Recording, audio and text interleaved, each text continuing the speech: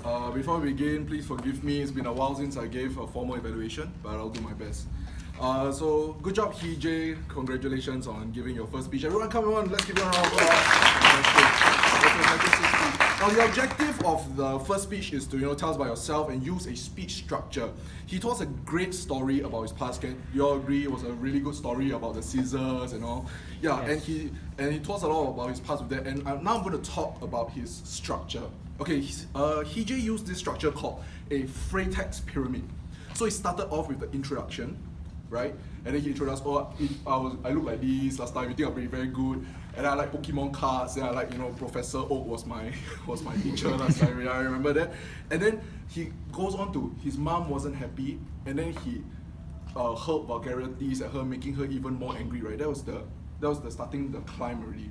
And right at the climax, his mom came at him with a pair of scissors, which is crazy, right? I was like, all of us were so engrossed. So his mom came at him with a pair of scissors, and he showed us the picture to prove it. And right at the top, he looked out the window and contemplated jumping as an easier option out, correct? That was the climax of the phrase pyramid. After that, it comes no longer really phrase pyramid. I would say it's more of a hero's journey. You can look up these structures if you ever want to tell your story.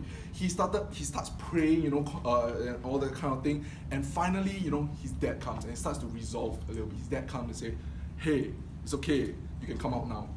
And then his sister comes and then hugs him and all that kind of thing. And this is the part where I say it's most similar to the hero's journey. It's called death or abyss. It drops down. After his sister tells him his mom is in the room crying, and then it gets all emotional.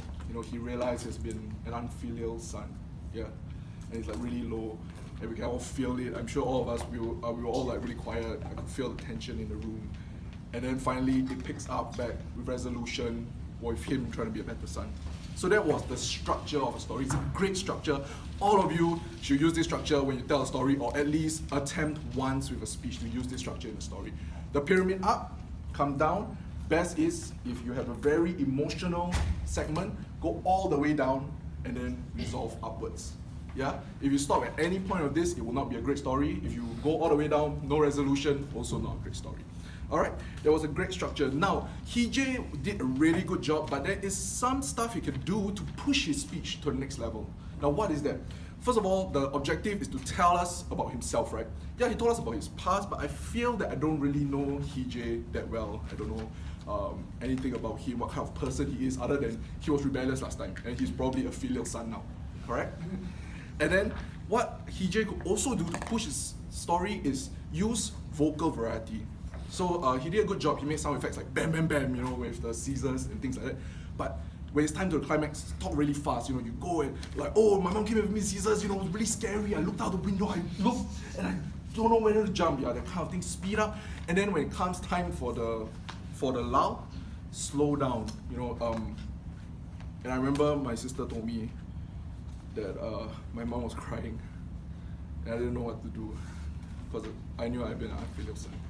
So yeah, good job, Hee-Jay. Thank you.